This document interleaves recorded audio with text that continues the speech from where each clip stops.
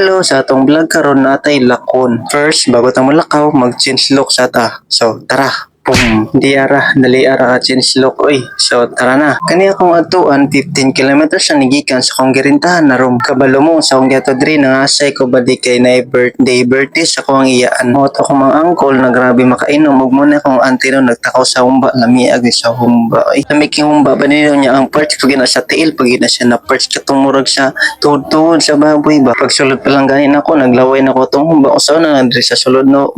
Napagipang pili lang na siya pangabadi no na po sila sipos no lamig kilang sipos pagkaluto og klase-klase ng mga sudan. Mga unta badi unya akong pinakalamian pag badi kaniyang tiil kanang tudtuod sa baboy ba. Pasadyo mo kahumok pagkaluto badi juicy jud kaayo. Sakto kay sa paglatay lang tiil badi na humok jud kaayo sa basin ikaw makaon makabalik-balik jud kagkaon badi. Thank you sa akong mga angkol no lami gyud pagkatira sa tiil. Kung kaslon ko pohon sila gyud akong kaong cooker sarot kamas apa. Mao dito akong papa nakaitom ug mo ni anak naka-green na gwapo.